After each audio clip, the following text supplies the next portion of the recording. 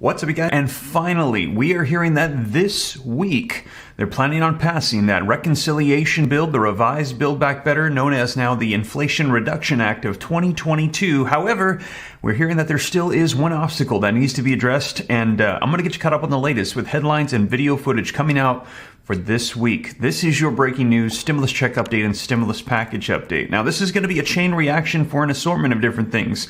Everything hinges on the passage of this bill. As we've heard, after it passes, whatever is not included, all of those provisions of the past that have been promised, stimulus checks, child tax credits, wiping out student loan debt, free childcare, free college tuition, all of an assortment of different provisions. We're hearing that they're likely going to be coming back in the form of either legislation or executive orders by the president right before these midterm elections. So we could be seeing an assortment of different things happening after the passage of this bill. And we're already getting word that President Joe Biden is lining up, getting ready to do executive orders to address the student loan debt, wiping out $10,000 of student loan debt. Now, also heard Bernie Sanders has brought back to the table $200 per month increases for Social Security, and we're hearing that it's likely going to be needed with the way inflation is going. Just the cost of living increase, they said, is going to need to be $175 per month for those on those fixed incomes. Now, you guys, I'm going to keep you up to date on that, but also wanted to mention that I have been up since 2 a.m. this morning. I was working all night because today is August 1st, and I wanted to have for you guys ready the comprehensive list of all the checks across the nation. Well, I came across even more programs in the state of New York last night, and there was a ton that I have added. So bear with me. I checked the website this morning, and we're approaching 5,000 people that want to get access to all of these checks and provisions and stimulus programs across the nation. And it's understandable because they're not readily available. People don't know about them. I didn't even know about some of the ones I found last night, and I just kept finding more and more of these government programs available, and I am assembling them into a comprehensive list for you. One of them expired yesterday in the state of Connecticut, and also there's other ones popping up left and right. There's ones that have expired that are actually being reenacted with new phases. I'm assembling them all into one easy place for you so you can get access to them, but bear with me. I'm going to try to get it done this week. I know that I said I was going to have it before August, and I was trying, but it is quite the undertaking to look up all this information, pouring hours of time in. And again, I've been up since 2. I slept 2 hours last night, but you guys, I want to get this ready for you. So if you are not on the waiting list to get access to this, get ready. I'm going to try to have it out this week. It's going to be www.reliefroadmap.com, where you can go put in your email so that way you can be notified once this is ready. I'm going to get this out to everybody so you can have access to everything across the nation. So keep an eye out for that here very soon, you guys. Just wanted to mention that for you very quick.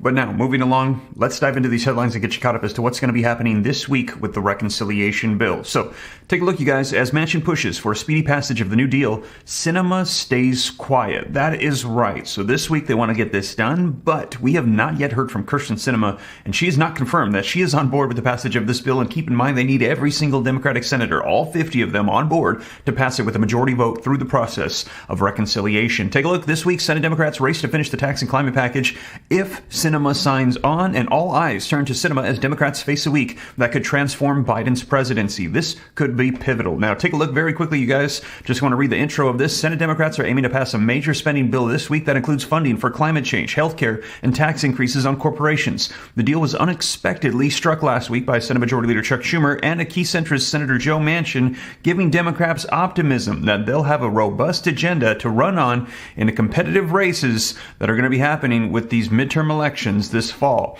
Now, while Manchin appeared on 5 Sunday programs to defend the deal and call for its passage, another centrist who holds a swing vote in the 50-50 Senate, Senator Kyrsten Sinema, whom Democrats consider a difficult negotiator, has been quiet about whether she'd vote for the Inflation Reduction Act of 2022 released on Wednesday. So you guys, I've got some video footage for you so you can hear it for yourself, where things stand with the passage of this bill, where Kyrsten Sinema stands, what we're going to be seeing unfolding here. As I mentioned, stimulus checks, child tax credits, Social Security increases, all of those provisions, they're all hinging upon this bill. They're all going to be lining up right after, as we've heard the president say, he wants to see legislation passed. He wants bipartisan agreements or partisan agreements. He doesn't want to do executive actions just quite yet. He wants them to be the last resort to provide provisions right before these midterm elections. So we're going to dive right in, take a look at this. But before we do me a quick favor. If you appreciate the updates, the content, all the information, just smash that like button for me. Just takes a second, helps me out a ton with the channel. Thank you so much. Also, leave your comments, share this out. If you want to stay up to date, it's totally free. Hit that subscribe button, turn on that notification bell. Any specific questions for me to learn about growing wealth, personal finance, more videos and content coming on that channel as well to help you navigate these turbulent economic waters that we are currently experiencing. And like I said, if you haven't already, go to www.reliefroadmap.com, put in your email, get on the waiting list, as I'm going to be releasing here very soon a list of every check in the nation, cities, counties, states. A lot of people think there's only the 4th federal level check of $2,000 they're waiting for. No, there are tons of checks, and many are only available for a limited amount of time. You got to apply, you got to know about it, you got to know where to go, and you got to be eligible, and it can be very difficult, and I want to make it as simple as possible here on the channel so you don't miss out on anything. But with that being said, you guys, let's go ahead and dive right into the video footage and take a look at what's happening this week. Well, Sahil, I want to start with you because I am really interested in the exact timetable that we are working with here to get this deal across the finish line. Are we talking next Wednesday? Are we talking next Thursday? And then what is the significance of this massive legislation? Well, Simone, to the first part, the goal of Senator Chuck Schumer is to have it done this week. Most likely it's going to be later toward the end of this week. It's a long process. You got to go through that so-called vote-a-rama. It's usually overnight. Republicans will offer a whole bunch of amendments. A lot of them will be trolling amendments designed to put Democrats in a tough position. But it's unlikely to scuttle this bill because Manchin, for the first time, appears genuinely committed and bought in and, frankly, quite feisty in defense of this bill that he has negotiated. Now, in terms of the significance, it's a huge deal. It is what a certain current president once called a BFD, because for the first time it would allow Medicare, empower Medicare to negotiate drug prices, something that has about 80+% support among the general public. It would be the biggest investment in mitigating climate change that Congress has ever done in U.S. history. Now, that is a low bar, but $369 billion is hardly chump change on this front. So it's finally, for the first time, I think Democrats feel, after many months of despondency that these agenda items that President Biden and many Democrats campaigned on appeared to be left for dead. They feel like they have some wind at their back, and they feel like they have a robust agenda to campaign on. Politically, the most important thing to that end is the issue of inflation has been a big problem for Democratic incumbents heading into a midterm election where they already have history going against them. This gives them an argument, something to communicate to voters and say, this is what we're doing to try to fight inflation. They had struggled with that. They have struggled with that for many, many months. Whether it's drug pricing and also the 3-year ACA funding, it'll prevent premium hike notices for millions of Americans from landing, which would have happened in October, right before an election, could have been devastating for Democratic incumbents. They avoided that. So if you put all this stuff together, Democrats believe. And finally, the climate change piece, it's important also to get young people out, but also in places like coastal California, where I am, the district of Katy Porter, nearby Mike Levin. Climate funding is important, not just to young people, but also independents and moderate voters, because they see and feel the impacts of climate change here.